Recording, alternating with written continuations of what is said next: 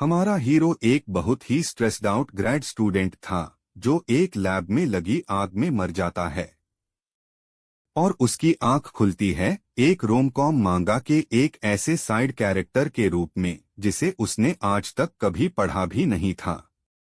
लेकिन इससे पहले कि हम वहां पहुंचें, हमें दिखाया जाता है कि आखिर में उसकी किस्मत उसे कहाँ ले आती है। एक क्लासिक हारेम प्रोटागोनिस्ट की लाइफ के ठीक बीचों बीच, जहां लड़कियां उसे धड़ाधड़ कन्फेस कर रही हैं। वो तो बस एक नॉर्मल जिंदगी जीना चाहता था, पर किस्मत उसे खींचकर यहां ले आई। कहानी की असली शुरुआत होती है उसके हॉस्पिटल के बेड पर आंखें खोलने से। उसकी आखिरी याद बस इतनी थी कि वो एक ग्रेड स्टूडेंट था जो अपनी रिसर्च बचाने के लिए एक जलती हुई लैब में भागा था और फिर उसकी आंखों के सामने अंधेरा छा गया। वो बहुत कंफ्यूज्ड था, पर तभी उसके पास खड़ा एक डॉक्टर उसे सब कुछ याद दिलाने में मदद करता है। लेकिन तभी उसकी दुनिया उलट-पुलट हो जाती है जब वो शीशे में अपनी शक्ल देखता है। शीशे में दिखने वाला चेहरा उसका नहीं था। वो किम यूसंग नाम के एक हाई स्कूल के लड़के के शरीर में आ गया था। घर जाते वक्त उसे पूरी सिचुएशन समझ आ जाती है।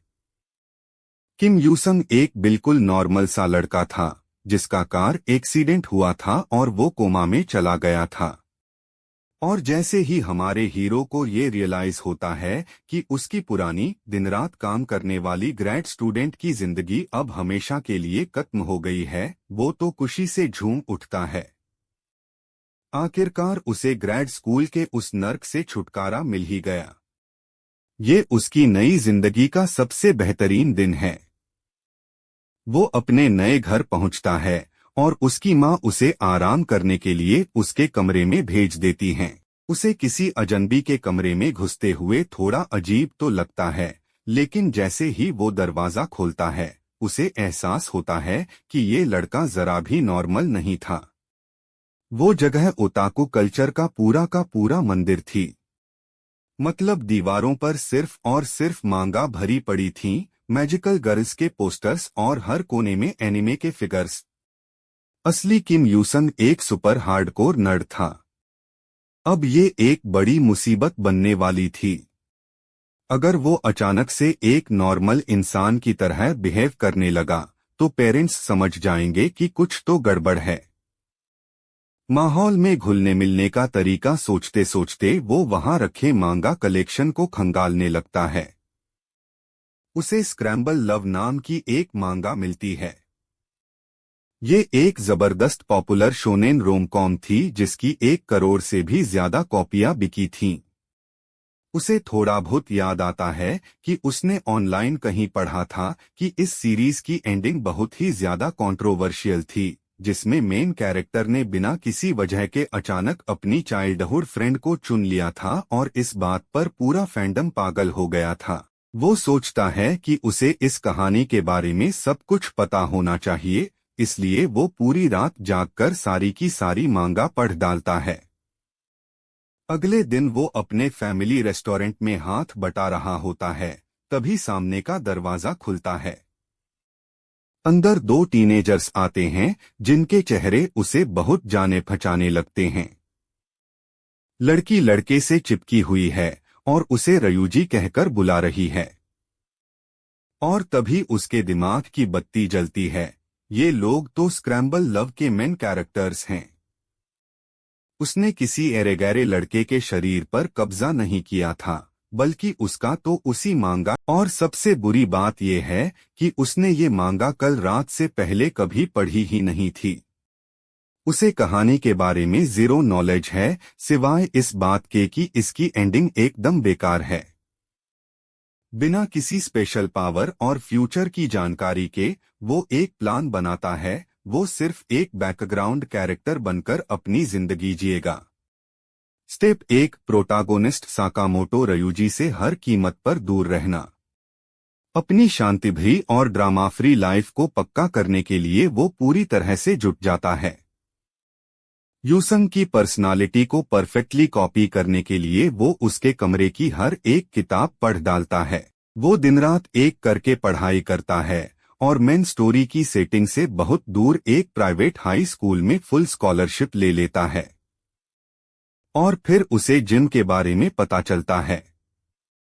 वो वर्कआउट करना शुरू करता है और उसे इसमें मजा आने लगता है। वजन उठाने का ये सिंपल सा कॉज एंड इफेक्ट उसे कहीं ज्यादा ग्रेड स्कूल की पढ़ाई से ज्यादा सुकून देने वाला लगता है। वक्त गुजरता है। वो सक्सेसफुली हाई स्कूल के अपने सेकंड ईयर में पहुंच जाता है और अब वो पहले वाला मरियल सा लड़का नहीं रहा। उसकी बॉडी पूरी तरह से जैक्ट हो चुकी है। अपने नए स्कूल के पहले दिन वो पूरे कॉन्फिडेंस के साथ कैंपस में घुसता है, ये सोचकर कि एक शांत जिंदगी जीने का उसका प्लान आखिर काम कर ही गया। पूरा 1 साल बीत चुका है और यूसंग अब एक पहाड़ जैसा आदमी बन गया है। आज से उसका हाई स्कूल का दूसरा साल शुरू हो रहा है। उसका मास्टर प्लान यानी एक बैकग्राउंड कैरेक्टर बनकर शांति से जीने का प्लान अब तक तो एकदम परफेक्ट काम कर रहा था। पिछले कुछ महीनों में उसने पागलों की तरह अपनी बॉडी बना ली थी। वो खुद को यही समझाता था कि ये सारी जबरदस्त ट्रेनिंग सिर्फ अपनी हिफाजत के लिए है। आखिर वो एक मांगा की दुनिया में फंसा हुआ था, जहां कभी भी एलियंस से लेकर याकूजा तक कोई भी टपक सकता था। वो मन में सोचता था कि ये सब एक अनजाने भविष्य की तैयारी के लिए है, ना कि सिर्फ गेम्स बनाने के लिए। उसने अपना पहला साल बड़ी कामयाबी से सीधे सादे बनकर निकाल लिया था और इस नाटक को जारी रखने के लिए पूरी तरह तैयार था। लेकिन जैसे ही वो अपनी नई कक्षा में कदम रखता है, उसके सारे प्लान चकनाचूर हो जाते हैं। उसकी नजर पड़ती है यागुची माया पर, जो ओरिजिनल स्टोरी की मेन हीरोइन है। और ठीक उसके बगल में बैठा था कहानी का प्रोटागोनिस्ट साकामोटो रियूजी। ऐसी फूटी किस्मत। वो उसी इंसान की क्लास में आ गया था जिससे बचने के लिए उसने पूरा 1 साल लगा दिया। इसी चीज से बचने के लिए तो उसने इतनी दूर का स्कूल चुना था। हो गया सत्यानाश शांति भरी स्कूल लाइफ का। अपनी सीट से ही वो रियूजी को माया से अपनी खराब सुबह के बारे में शिकायत करते हुए सुनता है। रियूजी बताता है कि उसका वॉलेट खो गया और वो किसी लड़की से टकरा गया। ये सुनते ही यूसुंग के दिमाग में क्लासिक रोमकॉम की खतरे की घंटियां बजने लगती हैं। अचानक क्लासरूम का दरवाजा खिसक कर खुलता है। उनके टीचर अंदर आते हैं और क्लास को शांत होने के लिए कहते हैं। वो मुस्कुराते हुए सामने की तरफ आते हैं और बताते हैं कि उनके पास एक जरूरी खबर है। सारे स्टूडेंट्स ये जानने के लिए उत्सुक होकर आगे की ओर झुक जाते हैं। टीचर बताते हैं कि उनके साथ एक नई ट्रांसफर स्टूडेंट जुड़ने वाली है। दरवाजे पर सुनहरे चमकीले बालों का एक झलका सा नजर आता है। एक खूबसूरत लड़की अंदर आती है और आते ही पूरी क्लास का ध्यान अपनी तरफ खींच लेती है। लड़के तो उसकी चमकदार खूबसूरती देखकर पूरी तरह मंत्रमुग्ध हो जाते हैं। टीचर उसे अपने नए क्लासमेट्स से अपना इंट्रोडक्शन देने के लिए कहते हैं। एक चमकदार जोशीली मुस्कान के साथ वो ऐलान करती है कि उसका नाम किशिमोतो रिका है। यूसुंग पीछे से ये सब देख रहा था और उसका चेहरा डर से सख्त हो जाता है। वो इस नाम को तुरंत पहचान जाता है। किशिमोतो रिका स्क्रैम्बल लव की एक और मेन हीरोइन है, एक जबरदस्त फैन फेवरेट जिसने पॉपुलैरिटी पोल्स जीते थे। भले ही वो आखिर में कहानी नहीं जीती। जिस प्लॉट से वो इतनी मुश्किल से भागने की कोशिश कर रहा था, वो अब सीधा उसकी क्लासरूम में ही इकट्ठा हो रहा था। टीचर इस सारे ड्रामे से अनजान रिका को खाली सीट पर बैठने के लिए कहते हैं, ठीक प्रोटागोनिस्ट साकामोटो रियूजी के बगल में। जैसे ही वो अपनी डेस्क की तरफ बढ़ती है, रियूजी की आंखें उसे पहचानने के खौफ से चौड़ी हो जाती हैं और वो भी उसे पहचान लेती है। उसकी दोस्ताना मुस्कान एक पल में गायब हो जाती है। रियूजी को एहसास होता है कि ये सुबह वाली खतरनाक लड़की है, जबकि वो गुस्से में उसे सुबह वाला परवर्ट कहकर उस पर उंगली उठाती है। टीचर बस हंस देते हैं, इस बात से खुश होकर कि ये दोनों पहले से ही एक दूसरे को जानते लगते हैं। गुस्से से उबलती हुई रिका पैर पटकते हुए अपनी नई डेस्क की ओर जाती है।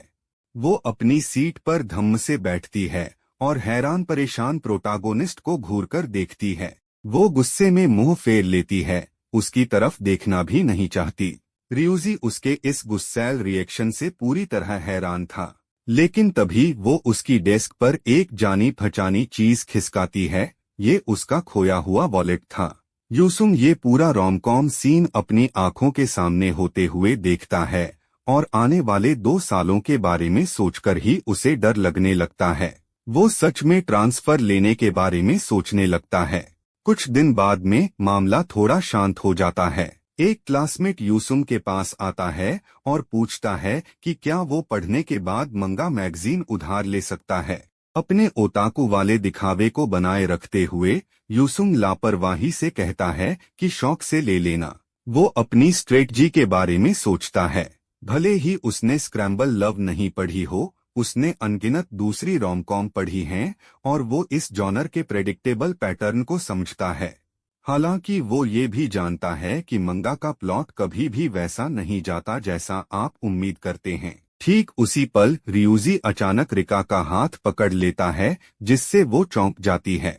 वो जोर देकर कहता है कि उन्हें सुबह जो हुआ उसके बारे में बात करने के लिए थोड़ा बाहर चलना होगा। रिका उसकी इस अचानक मांग से घबरा जाती है। जैसे ही वो बाहर निकलते हैं, पास बैठा एक क्लासमेट जोर से सोचने लगता है कि क्या उन दोनों के बीच कुछ चल रहा है। यूसुंग की आंखें सिकुड़ जाती हैं। यही मौका है। वो बाथरूम जाने का एक घटिया बहाना बनाता है और उनका पीछा करने का फैसला करता है। वो क्लासरूम से बाहर निकल जाता है। उसके चेहरे पर एक गंभीर दृढ़ संकल्प था। उसका मिशन चल रहे प्लॉट पर फर्स्ट हैंड इंटेल इकट्ठा करना। लेकिन जैसे ही वो हॉल में आगे बढ़ता है, उसकी डरावनी पर्सनालिटी देखकर दूसरे स्टूडेंट्स डर से कांपने लगते हैं। वो कानाफूसी करते हैं कि वो जरूर कोई याकुजा का हत्यारा या बॉस का टॉप एनफोर्सर होगा। यूसुंग आह भरता है और सोचता है कि क्या वो मुसीबतों का मैग्नेट है। फिर भी वो मानता है कि उसकी डरावनी इमेज की वजह से किसी की नजर में आए बिना निकलना आसान हो जाता है। उसे बस उनके इस छोटे से इवेंट पर नजर रखनी है ताकि वो प्लॉट से एक कदम आगे रह सके।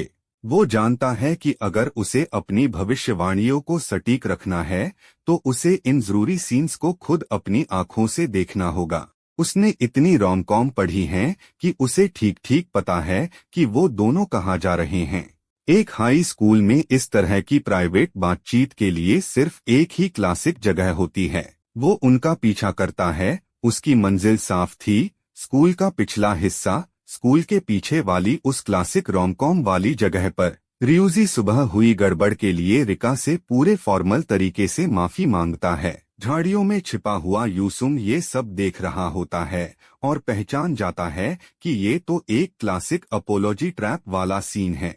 उसके ओवर ड्रामा वाले पोज को देखकर यूसुंग को एकदम से क्रिंज हो जाता है, पर तभी अपनी हंसी रोकने की कोशिश में उसके होंठ का कोना हल्का सा कांप जाता है और बस उसका सारा नाटक टूट जाता है और वह रियूजी की इस हरकत पर जोर जोर से हंसने लगती है। आंख से एक आंसू पोंछते हुए वह उसे छेड़ती है और कहती है कि वह तो बड़ा ही मासूम है। हैरान रियूजी पूछता है कि क्या वह सुबह वाली बात पर सच में गुस्सा नहीं थी। रिका आराम से बताती है कि वह बस एक एक्सीडेंट था और वह इतनी छोटी मोटी बातों का बदला लेने वालों में से नहीं है।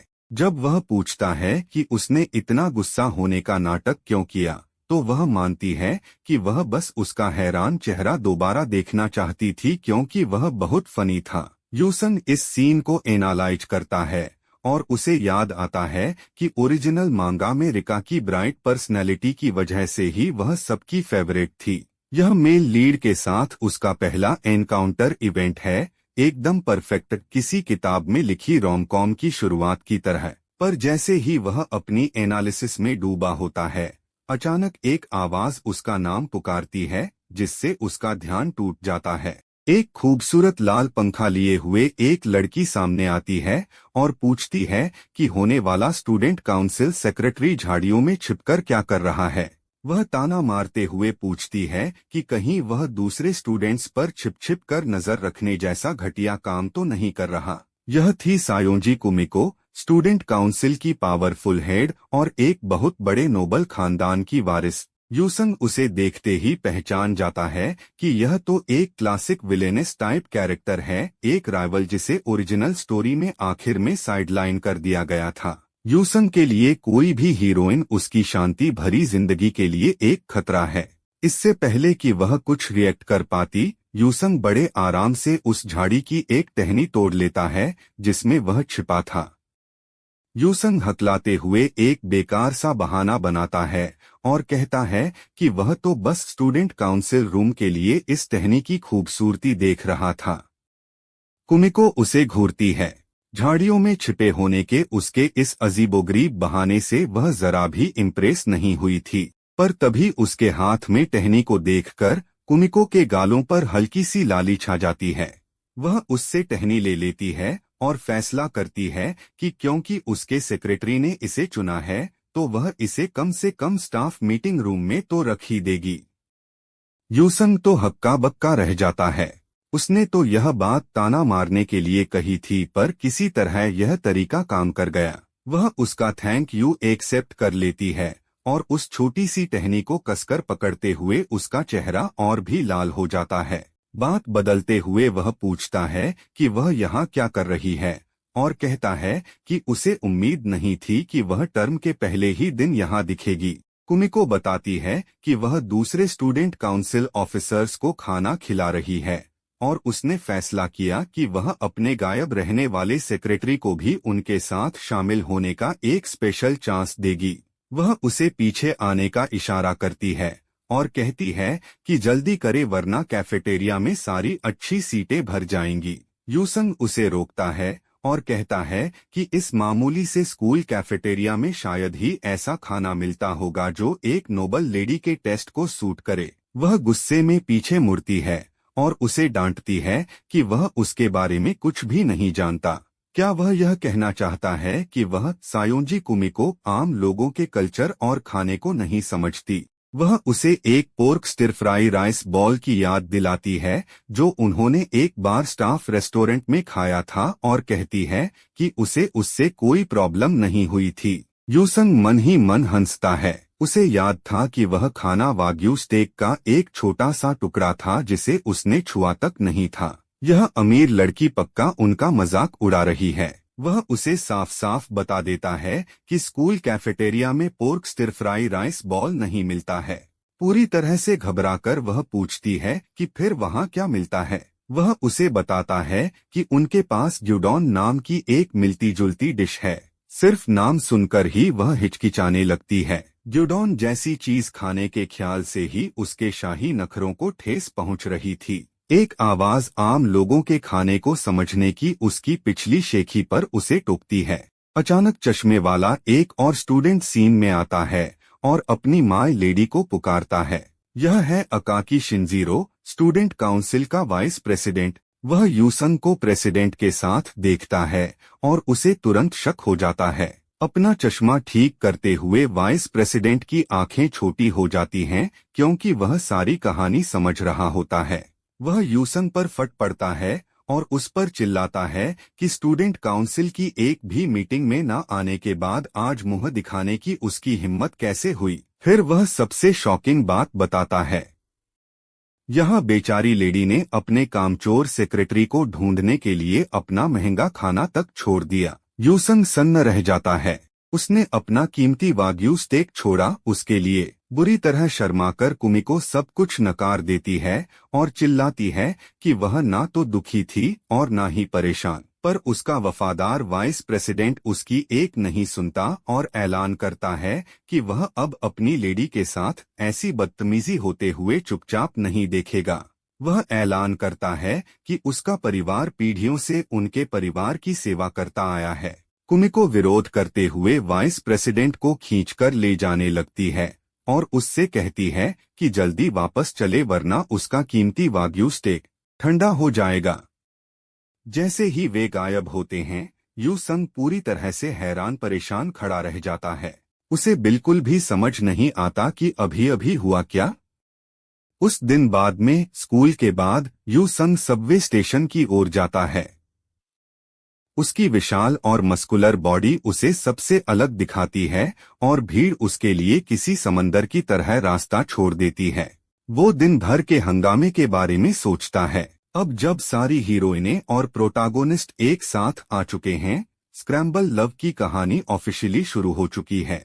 उसकी इंटेंस ट्रेनिंग और डरावने ऑरा की वजह से फर्स्ट ईयर का लगभग हर कोई उससे ऐसे दूर भागता है जैसे वो कोई बीमारी हो। ये असल में उसके प्लान के लिए एकदम परफेक्ट है। वो मुस्कुराता है और सोचता है कि साइज ही सब कुछ है और बॉडी बनाना उसका सही फैसला था। वो टाइम देखता है और नोटिस करता है कि अगली ट्रेन आने में अभी 10 मिनट बाकी हैं। थोड़ा टाइम पास करने के लिए वो पास की वेंडिंग मशीन से एक ड्रिंक ले लेता है। वो एक घूंट पीता है और काफी कॉन्फिडेंट महसूस करता है। मेन कैरेक्टर्स मिल चुके हैं तो अब प्लॉट अपने आप आगे बढ़ेगा। उसे बस सबसे दूर रहना है। पर जैसे ही वो खुद को शाबाशी दे रहा होता है, अचानक पीछे से एक हाथ उसकी जैकेट पकड़ लेता है। वो तेजी से घूमता है और सोचता है कि किसकी हिम्मत हुई उसके पास आने की। ये और कोई नहीं बल्कि नई ट्रांसफर स्टूडेंट किशिमोतो रिका थी।